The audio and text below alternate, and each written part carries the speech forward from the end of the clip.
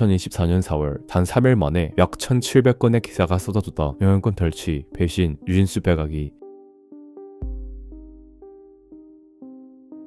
이로 인해 시작된 민희진의 기자회견은 여론의 판도를 완전히 뒤집었다. 단순히 입장 표현만 된 것이 아니라 하나의 밈으로 소비되면서 당시 기자회견 때 민희진이 썼던 모자는 품절 대란까지 일게 되었다. 누군가는 과격하다고 누군가는 속 시원하다고 말하는 기자회견 당시 발언들도 유행어처럼 번졌다. 그러나 끝이 아니었다. 언론과 유튜버는 충격적인 사실을 폭로했다. 민희진의 카카오톡 다 몇 절이 공개되었고 우리는 분노했다. 당연했다. 저렇게 명확한 증거가 있는데 분노하지 않는 게 이상한 거 아닌가? 심지어 그들이 공개한 카톡 내용에 따르면 뒤에선 유진스를 욕하고 거부감이 드는 말들을 해댔다. 기자회견 때 보여줬던 성격 그대로다. 그럼 그렇지. 기득권 세르를 뿐이었다. 2025년 7월 경찰은 민희진에 대한 배임 혐의를 불송치 결정했다. 1년 넘는 수사 끝에 나온 결론은 경영권 탈취 시도에 대한 법적 증거가 불충분하다. 2025년 11월 매불쇼에서 공개한 민희진의 경찰 불송치 결정서를 보면 내용은 더욱 충격적이다. 언론과 유튜버들이 해댔던 말들과 정반대의 내용을 서술하고 있었다. 그럼에도 불구하고 이에 대한 기사는 한 개만 나왔다. 배임 의혹으로 1,700건이 나오지 않았나. 현재까지도 사람들의 입에 오르내리는 말들을 전면으로 부정할 수 있는 증거가 나왔음에도 왜 대서특필되지 않았는가? 그럼 우리가 본 건 무엇일까? 더 중요한 질문은 우리는 왜 그렇게 쉽게 믿었을까?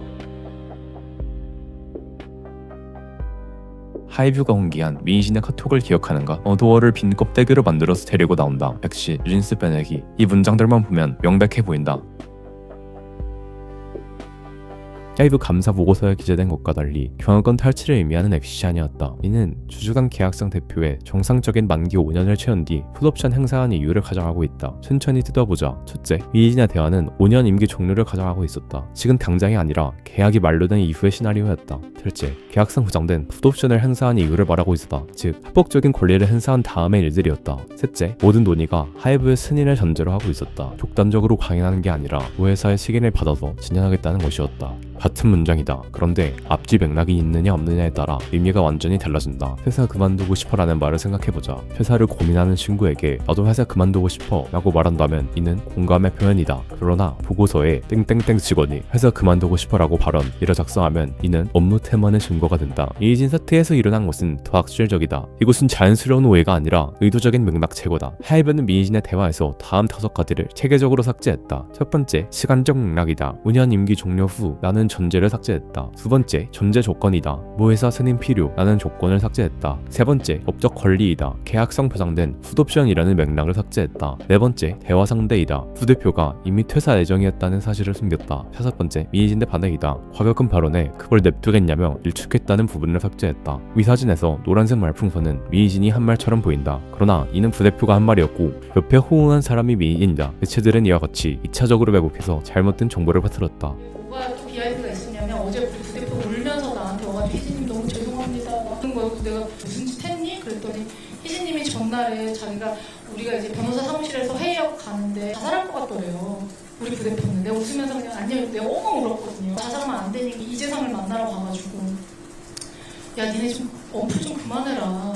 이제 이런 얘기를 했더니 이재상이 야 네 걱정이나 해. 너 고소하면 너 얼마 받는 줄 알아? 너 배임으로 얼마 받는 줄 알고 개협박을 당한 거야. 가스라이팅 잔뜩 당해가지고 상호가 막 무서워가지고 자기 가족도 있고 어떻게 해야 되나 막 나 이거 소송비 어떻게 해야 되나 이게 미안하지만 속된 말로 족밥이면 다 속거든요. 어쩔 수 없이. 또 남들 막 이렇게 막 하는데 어떡해. 나 같아도 무서웠을 것 같아.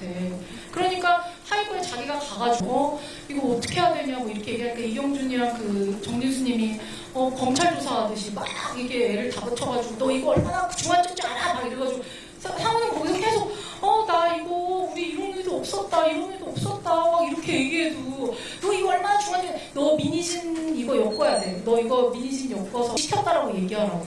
그거 억지 자백받아 내가지고 오늘 그 기사에 그거 난 거잖아요. 저 다 같이 대질신문 할 수 있어요. 저 다 4자 5자 되면 다 할 수 있으니까 다 오라고 해요. 우리는 편집된 영상을 보고 그것을 진실이라고 믿었다. 이제 질문을 바꿔보자. 누가 더 강한 동기를 가지고 있었을까? 민희진의 성향은 이렇다. 지분은 18%에 불과한다. 경영권 탈취 가능성은 구조적으로 불가능에 가깝다. 시도시 대가는 배임 의혹을 얻게 되고 형판은 파괴되며 모든 것을 잃을 수 있는 위기에 처한다. 민희진이 1년만 더 버티면 계약상 보장된 풋옵션 행사가 가능하다. 금액은 약 260억 원이다. 위험은 없다. 합법적이고 안정적이며 확실하다. 법률 전문가들의 평가도 일치한다. 18% 지분권자가 80% 프랑스 제주시의 경영권을 빼앗는 것은 현실적으로 불가능하다. 하이브의 상황은 이렇다. 우선 처음부터 방 회장과 민 대표는 K-POP 산업을 대하는 관점과 생각의 차이가 있었다. 이 메일 내용을 봐도 알 수 있다시피 계약 관계를 이어나가면서 이미 서로에 대한 감정의 골이 깊어지고 있었다. 계약상이므로 5년 임기 완료 시 약 260억 원 지급이 필수다. 지급일까지 남은 시간은 약 1년이다. 이희진은 계약 위반으로 해임하면 풋옵션 무효가 가능하다. 경영권 탈취를 시도할 동기대 260억 원을 아낄 동기. 답은 명확하다. 파시즘의 어원은 남은 막대기의 묶음을 뜻하는 파스케스다. 규격화된 남은 막대기를 하나로 묶듯이 개개인의 강제로 하나의 틀에 끼워 넣으려는 것이 파시즘의 본질이다. 한국 사회는 독재 정권이 사라진 후에도 여전히 파시즘적 요소가 남아있다.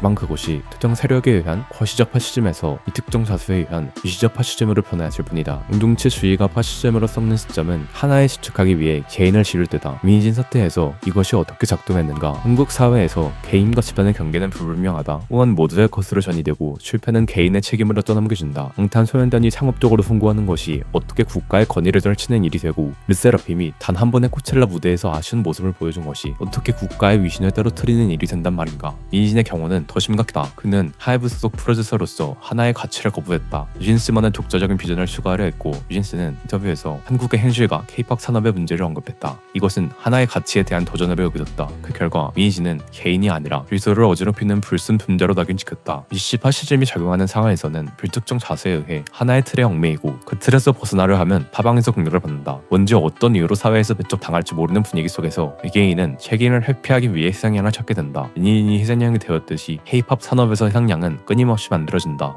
이 모든 사례의 공통점은 경중의 구별이 없다는 것이다. 진짜로 잘못을 저지른 사람과 아무 잘못 없는 사람이 받는 비난의 수위가 비슷하다. 왜 그럴까? 미워하기 때문에 이유를 만드는 것이지 이유가 있어서 미워하는 것이 아니기 때문이다. 유진스가 패배했음에도 공격받는 정도가 더 심해지는 이유가 여기에 있다. 유진스가 왜 욕을 먹어야 하는가가 중요한 것이 아니라 인력이 설정한 방향에 따라 모멘텀이 정해지면 그에 따라 돌을 던지는 것이 중요하기 때문이다. 이유는 그 다음에 갖다 붙이면 된다.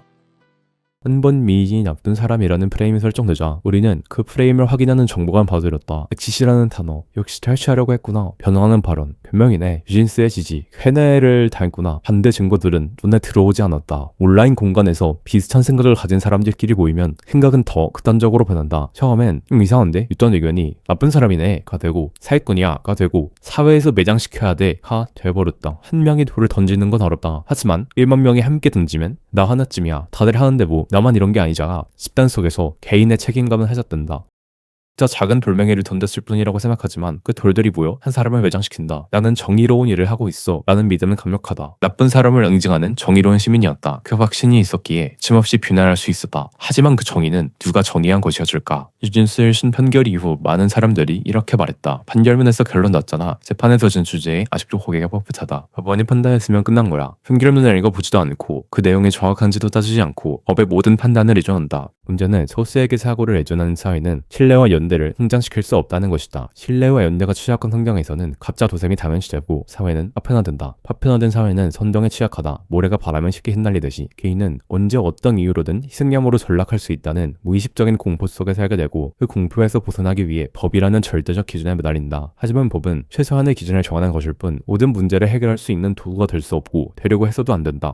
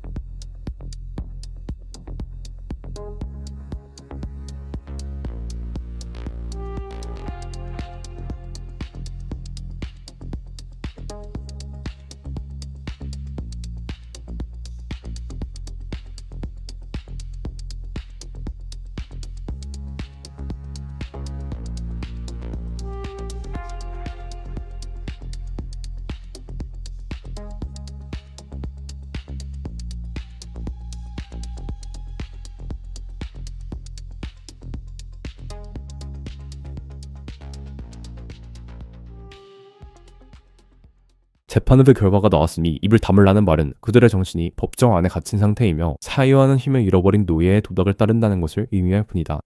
서울중앙지법은 민희신의 의결권 행사 금지 거처분 신청을 인용했다. 이로써 민희신은 대표이사 지위를 유지할 수 있게 되었다. 2024년 5월 31일 민희신은 2차 기자회견에서 화해 제스처를 내보였다. 왜 그랬을까? 자신을 매장시키려던 하이브에게 화해를 제안하는 것보다 나가서 본인 이름으로 새 기획사를 차리는 것이 더 긍정적이고 안정적이지 않나. 민희신 체제의 어도어 직원들과 뉴진스는 여전히 어도어에 있었다. 민희신은 2차 기자회견에서 돈이나 직위에 욕심 없다. 내가 관심 있는 것은 오직 뉴진스 멤버들과 함께 꿈꿨던 기념품이라고 강조했다. 또한 이 싸움이 무엇을 위한지 모르겠다. 감정적인 부분은 내려놓고 모두의 이익이 될 수 있는 방향을 고민해야 한다고 말했다. 누군가는 말한다. 민희진이 법정 다툼을 감정적으로 이어가며 뉴진스를 벼랑 끝으로 내려놨다고. 사태가 오래도록 죄질 끌리면 사람들의 마음속엔 피로가 먼지처럼 쌓인다. 그 피로는 진실을 보는 눈을 흐리게 하고 결국 가장 약해 보이는 누군가에게 화살을 돌리게 만든다. 대중은 복잡한 실타래를 끝까지 풀어내기보다 가장 얇고 눈에 잘 띄는 하나를 잡아당기면 안도했다. 그 실 한 가닥이 누군가의 목줄이 되어 버리는 줄도 모르고, 그래서 오래 끌린 분쟁은 언제나 같은 결말을 향한다. 필요한 대중은 진실 대신 제일 먼저 무너질 것 같은 사람에게 돌을 던진다. 그리고 그 돌은 언제나 가장 조용하고 가장 약한 이에게 가장 크게 떨어진다. 민희진은 이미 1년 넘게 배신자, 사기꾼, 경영권 탈취자로 낙인 찍혀 있었다. 형사상 무죄는 사회적 죽음을 되살리지 못한다.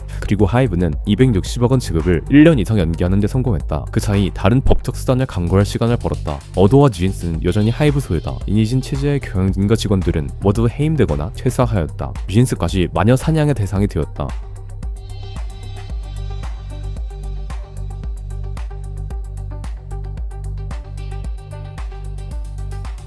정보가 조작되었다면 그 분노는 정의로운가? 경제적 동기가 숨겨져 있다면 그 정의는 순수한가? 중세의 마녀 사냥에는 수형 재판이라는 것이 있었다. 물에 던져진 사람이 떠오르면 마녀를 판결했고 가라앉으면 결백하다고 여겼다. 지금 우리가 아는 것은 진정으로 비틀어졌던 건 그런 재판을 집행하던 이들의 내면이었다는 사실이다. 하이브는 민신에게서 마녀의 증거를 찾으려 했다. 그 모습을 자세히 들여다보면 사실 우리 자신의 모습이 보인다. 맥락을 애매한 채 섣불리 판단하는 성급함, 권력이 만든 틀에 쉽게 갇히는 의의 취약함, 집단 속에서 드러나는 잔혹함, 책임지지 않으려는 비겁함. 이 영상이 민희신 개인만을 위한 것은 아니다. 다음번에 또 다시 누군가가 악인으로 지목될 때 우리는 어떻게 반응할 것인가? 이 모습이 불편하다면 그것은 정상이다. 불편함이 변화의 시작이기 때문이다. 그들이 던진 질문은 끝나지 않았다. 중요한 건 잊지 않는 것이다. 기억이 살아있는 한 진실은 끝내 사라지지 않는다. 그리고 언젠가 우리가 다시 그 거울 앞에 설 때 비로소 그 불편함이 우리를 더 나은 방향으로 밀어 올릴지도 모른다.